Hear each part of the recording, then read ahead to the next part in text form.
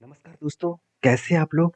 तो आज मैं डिस्कशन करने वाला हूँ ज़ोमैटो के बारे में, क्योंकि मुझे बहुत दिनों से कमेंट्स भी आ रहा था कि ज़ोमैटो के ऊपर अभी क्या किया जाए? क्योंकि जिस तरीके से कंपनी रैली दिखा चुके हैं, क्या और भी कुछ रैली होगा? कि यहाँ से कंपनी बहुत बड़ा फॉल भी दिखा सकते हैं? क्योंकि मार्केट में जो कॉम्पिटिटर है इसका, स्विगी, वो ऑलमोस्ट आईपीओ वो अप्लाई कर चुके हैं, मतलब आईपीओ लिस्टिंग होने का दिन आ चुके हैं। तो जल्द से जल्द आईपीओ लिस्टिंग होने के बाद ही स्विगी जोमेटो दोनों ही तो पहले से ही कंपटीटर था। अभी मार्केट में भी वो कंपटीटर के हिसाब से ही काम करेंगे। तो इन्वेस्टर अभी सोचने वाला बात है कि इन्वेस्टर कहाँ पे इन्वेस्ट करेगा, जोमेटो के ऊपर क्या स्विगी के ऊपर। तो मैं आज जोमेटो के ऊपर चर्चा करूंगा, क्योंकि स्विगी लिस्टिंग होने के बाद में उसके ऊपर डिटेल्स वीडियो लेके आऊंगा, क्योंकि उसका आईपीओ में आपके साथ शेयर भी किया था। तो आज मैं डिस्कशन करूंगा जोमेटो के ऊपर। और जोमेटो के जो टेक्निकली चार्ट पैटर्न्स है, वो किस दिशा में जा रहा है, मेरा क्या व्यू है, मैं किस तरीके से इसको ट्रेड करता हूँ, वो सब कुछ इस वीडियो के अंदर आपको जानने को मौका मिलेगा। तो प्लीज चैनल को सब्सक्राइब करना। तो सबसे पहले देखिए, जोमेटो के ऊपर सबसे बड़ी बात है जोमेटो का फ्यूचर विजन क्या है, जोमेटो किस तरीके से काम कर रहा है, वो जानना बहुत जरूरी है। तो चलो जोमेटो का सबसे पहले अपकमिंग प्रोजेक्ट के बारे में जान लेते हैं। देखिए, जोमेटो का जो सबसे बड़ी अपकमिंग प्रोजेक्ट है वो है, आप देख सकते हैं, डिस्ट्रिक्ट ऐप। तो डिस्ट्रिक्ट ऐप जो है वो केबल बनाया गया है कंपनी सर्विसेज और भी ज़्यादा क्विक एंड स्टेप डाउन करने के लिए। मतलब सीधा सीधा आप घर बैठे ही हर चीज़ ऑर्डर कर सकते हैं। खाने पीने का चीज़ तो है ही साथ आप ग्रोसरी प्रोडक्ट भी ऑर्डर कर सकते हैं। जैसे दूसरी जो कंपनी के जो गुड अपडेट है वो है ब्लिंकिट स्टोर। देखिए, ब्लिंकिट जो इसका लॉस मेकिंग कंपनी था, वो आज प्रॉफिटेबल बिजनेस कर रहा है। तो जोमेटो का देखिए, क्विक जो कॉमर्स ई कॉमर्स बिजनेस है, उस क्विक ई कॉमर्स बिजनेस में ब्लिंकिट जो प्लान कर रहा है 2000 स्टोर ओपन करने वाला है, वो भी 2026 में, और वो भी 10 सिटीज में। इंडिया के 10 सिटीज में कंपनी 2000 से भी ज्यादा स्टोर्स ओपन करने वाले हैं। देखिए, एक मैं बात आपको कहना चाहूंगा, बिग बाजार इसी प्लेटफॉर्म के ऊपर काम किया था। आज बिग बाजार खत्म हो चुके हैं। आज मार्केट में डीमार्ट है और भी बहुत सारे प्लेटफॉर्म है। तो उस प्लेटफॉर्म में काम करना इतना आसान तो नहीं है। फिर भी अगर कंपनी में मैनेजमेंट में दम है, तो इस 2000 स्टोर्सेस से लेकर 2 लाख तक ले जा सकते हैं। तो अभी देखना बाकी होगा कि सचमुच कंपनी जो स्टोर ओपन करने वाले हैं वहां से कंपनी कितना रेवेन्यू कर रहा है और किस तरीके से वो ग्रोथ कर रहा है। देखिए, ब्लिंकिट बहुत पहले से ही एक लॉस मेकिंग कंपनी था और आज वो प्रॉफिटेबल बिजनेस हो चुके हैं। तो ये देखना है कि अपकमिंग टाइम्स में कितना प्रॉफिटेबल हो सकते हैं। तीसरा पॉइंट जो है जोमेटो के ऊपर, कि जोमेटो देखिए वुमेन्स ईच लॉजिस्टिक, मतलब क्या है। देखिए, जोमेटो बता रहा है कि 10,000 womens for career of logistic, मतलब 10,000 व्यक्ति को वो लॉजिस्टिक के हिसाब से ट्रेन में। अभी देखिए, Zomato also plan plans to train 10,000 womens for career in logistic, मतलब 10,000 से भी ज्यादा लोगों को वो लॉजिस्टिक के हिसाब से काम देने वाला है, वो भी ट्रेन के ऊपर। क्योंकि देखिए, आप एक रिपोर्ट में आपके साथ शेयर किया था, आईआरसीटीसी बिग डील कर चुके हैं जोमेटो और स्विगी के साथ, क्योंकि वो चाहते हैं अभी जो उसका कैटरिंग बिजनेस है उसके साथ साथ वो इस कंपनी के साथ डील करे कि कस्टमर देखिए कुछ ऐसे खाने पीने का चीज ऑर्डर करते हैं जिसको वो ट्रेन में नहीं मिलता है, क्योंकि ट्रेन में कुछ लिमिटेड खाना मिलता है। तो अगर उसको कुछ मनपसंद खाना खाना है तो उसको तो बाहर से ऑर्डर करना पड़ेगा, तो ट्रेन में वो कहाँ पे मिलेगा। तो इसलिए आईआरसीटीसी ने क्या किया, जोमेटो स्विगी इसके साथ डील किया कि आप कस्टमर मेरे ऐप्स के माध्यम से आपको ऑर्डर देने वाला है, और आप उस नेक्स्ट स्टेशन में आपको उसको ऑर्डर को डिलीवरी करना है। उसका सीधा सीधा कमीशन आपके पास भी जाएगा और कुछ कमीशन मेरे पास भी आएगा। इस तरीके से बिग डील क्या है, इसके सीधा सीधा आईआरसीटीसी को भी फायदा होगा एंड जोमेटो को भी फायदा होगा। तो मेरे हिसाब से ये एक गुड पॉइंट्स है और मैनेजमेंट का बहुत बड़ा एक डिसीजन है। इसीलिए कंपनी क्या करने वाला है, फंडिंग उठाने वाला है। तो कितना फंडिंग उठाने वाला है, चलो वो भी देख लेते हैं। देखिए, जोमेटो का जो फाउंडर है, उन्होंने खुद कहा, आप देखिए, जोमेटो टू रेज 8,500 करोड़ भाया क्यूआईपी। अभी क्यूआईपी होता क्या है, क्यूआईपी का मतलब होते हैं वो, आप यहाँ पे देख सकते हैं, क्वालिफाइड इंस्टीट्यूशनल प्लेसमेंट। तो उसके माध्यम से कंपनी क्या कर रहा है, फंडिंग उठा रहा है, मार्केट से अच्छा खासा फंडिंग उठा रहा है, करीबन 8,500 करोड़ के आसपास। तो मेरे हिसाब से जो मतलब दीपेंद्र जो गोयल जी है, उन्होंने कुछ बड़ा डिसीजन लिया है इस जोमेटो को और भी ज़्यादा बूस्ट करने के लिए। तो मैंने सबसे पहले वो चीज़ आपके साथ शेयर किया जो जोमेटो को अपकमिंग टाइम्स में ज़्यादा बूस्ट दे सकते हैं। अभी चलो जोमेटो के कुछ इंपॉर्टेंस पॉइंट देख लेते हैं, जैसे कंपनी का मार्केट शेयर।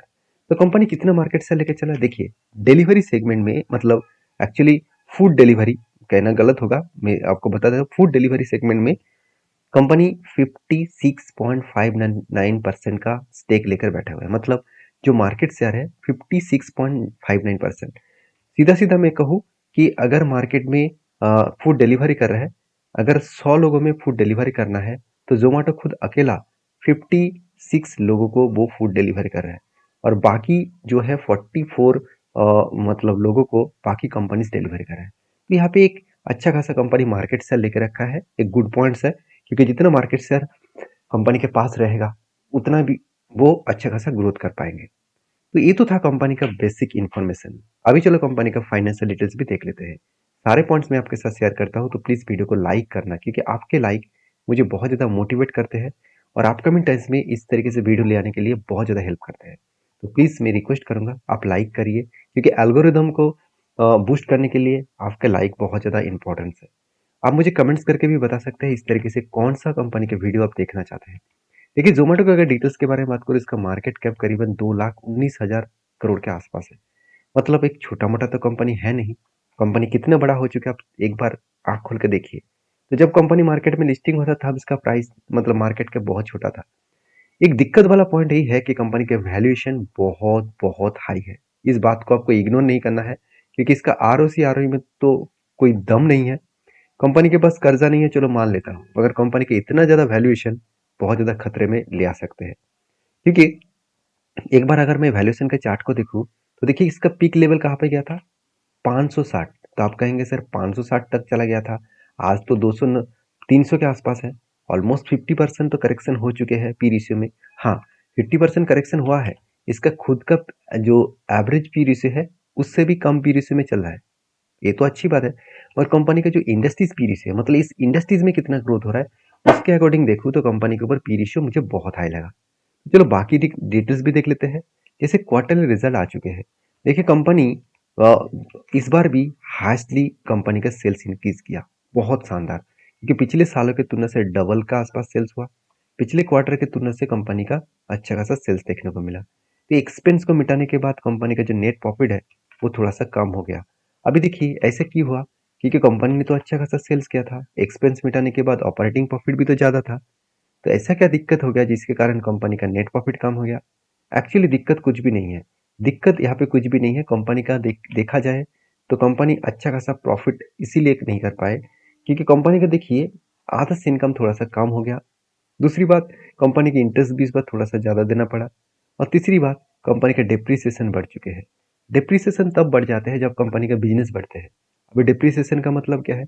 मान के चलिए आज आपने एक बाइक खरीदारी किया 1 लाख रुपया लेकर, तो इस बाइक को अगर आप 1 साल के बाद 1 ईयर के बाद बेचने जाएंगे तो इसी का कीमत 50,000 से भी नीचे हो जाएगा। तो यही इसी को कहा जाता है डिप्रिसिएशन। तो आपका बाइक का वैल्यूएशन कम हो गया। उसी तरीके से कंपनी ने जो मशीनरीज खरीद के रखे हैं, जो जो मतलब एसेट खरीद के रखे हैं, उसका भी डिप्रिसिएशन होते हैं। तो वो डिप्रिसिएशन एक्चुअली कंपनी के लिए ऑब्वियसली एक एक्सपेंस है, तो इसीलिए यहाँ पे एक्सपेंस के हिसाब से दिखाया गया। और तीसरी बात, आज तक देखिए कंपनी ने कभी भी कर्जा सॉरी टैक्स नहीं दिया। कंपनी जब से प्रॉफिट करना स्टार्ट किया तब से लेकर भी आज तक कंपनी टैक्सेस नहीं दिया। तो फाइनली इस बार टैक्सेस तो देना पड़ेगा, क्योंकि जब लॉस हुआ था टैक्स तब नहीं देना पड़ता है, जब प्रॉफिट हो रहा है तब टैक्स तो देना ही होगा। इसलिए कंपनी इतने दिनों से टैक्स नहीं दे रहा था, इसलिए कंपनी का प्रॉफिट मार्जिन कम हो गया। तो सीधा सीधा कहो कि कंपनी का जो परफॉर्मेंस है वो ठीक ठाक होता हुआ देखने को मिले, बहुत हद तक रिकवरी होता हुआ देखने को मिले, क्योंकि एक time company big big losses कर रहे थे 300 250 करोड़ के आसपास। आज वही कंपनी 2 करोड़ से प्रॉफिट स्टार्ट किया और हर क्वार्टर्स में कंपनी प्रॉफिट को इंक्रीज करते चले गए। साल भर में डेटा देखो, देखिए कंपनी कितना साल भर में सेल्स का इंक्रीज एंड कितना साल भर में प्रॉफिट का इंक्रीज किया। तो ओवरऑल बात करूं, जो पिछले सालों में जो प्रॉफिट हुआ था 350 करोड़, इस बार करंटली जो ईयर चल रहा है उसमें डबल के आसपास कंपनी का प्रॉफिट हुआ। तो यहाँ पे कंपनी के सारे पॉइंट्स क्लियर कट देखने को मिला है। अभी चलो बैलेंस शीट के ऊपर जाते हैं। देखिए कंपनी के रिजर्व 1,000 करोड़ से सीधा सीधा 20,000 करोड़ हो चुके हैं, और वो भी लास्ट 6 ईयर्स में, 6 to 7 ईयर्स में। तो कितना मोमेंटम ग्रोथ हुआ है आप देख सकते हैं। साथ ही साथ कंपनी के ऊपर मुझे जबरदस्त ये पॉइंट लगा कंपनी का फिक्स एसेट। अभी मैं आपको डिप्रिसिएशन दिखाया, तो फिक्स एसेट जो था उस फिक्स एसेट 190 से 8,300 करोड़ तक चला गया। मतलब फिक्स एसेट भी लगातार ग्रोथ होता देखने को मिले। कंपनी ने एक काम अच्छा किया, कंपनी जो खुद के पैसे को, जो एक्स्ट्रा पैसा है उसको हमेशा इन्वेस्टमेंट किया। जैसे हम लोगों को भी इन्वेस्टमेंट करते हैं फ्यूचर के लिए, उस भी कंपनी भी इन्वेस्टमेंट करते हैं। देखिए 829 करोड़ से इस बार 11,700 करोड़ तक कंपनी का इन्वेस्टमेंट देखने को मिला। अभी इन्वेस्टर क्या कर रहे हैं, देखिए मैं पहले भी आपको डिस्कशन कर चुका हूँ पिछली वीडियो में कि इन्वेस्टर के हिसाब से आपको सबसे पहले जो चीज देखना है वो है एफआईएस। देखिए एफआईएस लगातार माल बेचकर भाग रहे थे कुछ दिनों से, लास्ट 2 मंथ से। यहाँ पे देखिए एफएस ने क्या क्या उल्टा माल को खरीदारी किया है, ऑलमोस्ट 2% के आसपास खरीदारी किया है। तो ये माल बेचा कौन, ये माल एक्चुअली बेचा प्रोमोटर। तो प्रोमोटर ने कुल माल बेचा, उसका सीधा सीधा फायदा इंस्टीट्यूशन ने उठाया। अगर ये माल पब्लिक उठाता तो मैं इस कंपनी को ऑब्वियसली नेगेटिव के हिसाब से देखता। तो यहाँ पे सारे पॉइंट्स तो क्लियर कट है। अभी चलो चार्ट के ऊपर लेके जाता हूँ, चार्ट क्या बता रहा है वो भी देखना जरूरी है।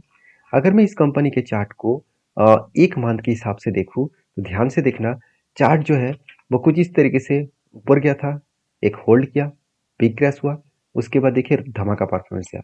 धमाका परफॉर्मेंस मतलब कंपनी इस हाई लेवल को ब्रेकआउट करने के बाद एक बार रिटेस्ट किया, उसके बाद बिग जर्नी करने के लिए तैयार है। अगर मैं इसी चीज को, इसी डेटा को अगर मैं लोअर साइड से एकदम पिक लेवल तक देखूं जहाँ पे इसका ब्रेकआउट हुआ था, उस लेवल से अगर ऊपर तक बिठा दूं तो ऑलमोस्ट वो लेवल को रिकवरी कंपनी कर चुके हैं। तो क्या यहाँ से कंपनी फिर से ऊपर नहीं जाएगा? तो इसके लिए देखिए चार्ट को देखना बहुत जरूरी है। 1 डे जो कैंडल्स यहाँ पे पैटर्न क्रिएट हुआ है, जिस तरीके से यहाँ पे कैंडल पैटर्न क्रिएट हुआ है उसके अकॉर्डिंग थोड़ा सा करेक्शन होने का चांसेस है, क्योंकि कंपनी का वैल्यूएशन भी हाई है। उसके अकॉर्डिंग तो एक बार नेगेटिव मूवमेंट हो सकते हैं। अगर नेगेटिव मूवमेंट हुआ तो कहाँ कहाँ पे लेवल बन सकते हैं? देखिए फर्स्ट जो लेवल्स है वो लेवल्स तो कुछ इस तरीके से लेवल्स देखने को मिले, क्योंकि यहाँ पे कंपनी का एक सपोर्ट है, यहाँ पे भी सपोर्ट है 240 रुपीज के आसपास। अगर इस सपोर्ट को ब्रेक डाउन करते हैं तो कंपनी का नेक्स्ट जो सपोर्ट बनेगा वो है 200 डेज मूविंग एवरेज। तो 200 डेज मूविंग एवरेज बहुत इंपॉर्टेंस है। इस लेवल को वो सपोर्ट के हिसाब से ले सकते हैं, क्योंकि यही लेवल सपोर्ट के हिसाब से लेने के बाद कंपनी बाउंस कर सकते हैं। क्योंकि देखिए जब भी इस लेवल को ब्रेकआउट किया था उसके बाद कंपनी नीचे भी आए थे टेस्ट करने के लिए, उसके बाद फिर से जर्नी हुआ, मतलब फिर से यहाँ पे भी एक जर्नी लेवल बन सकते हैं। तो ये मेरा व्यू है। फिलहाल के लिए मेरा कोई ट्रेड नहीं है, मेरा जो पहले ट्रेड था उसका टारगेट अचीव हो चुके हैं। अ, अगर नेक्स्ट कोई लेवल्स बनता है तो मैं आपके साथ जरूर शेयर करूंगा, क्योंकि सारे पॉइंट्स में एजुकेशन पर्पस में आपके साथ इसीलिए शेयर करता हूँ क्योंकि आपको सीखने को, जानने को मौका मिले। मेरे बात को सीरियसली आप मतलब ट्रेड के हिसाब से मत लीजिएगा। आपको उसके लिए थोड़ा सा मेहनत करना होगा, स्टडी करना पड़ेगा, उसके बाद काम करिए। वीडियो में अगर जानकारी अच्छा मिले तो प्लीज़ लाइक करना, प्लीज़ एक लाइक करना और चैनल को सब्सक्राइब भी करना। धन्यवाद।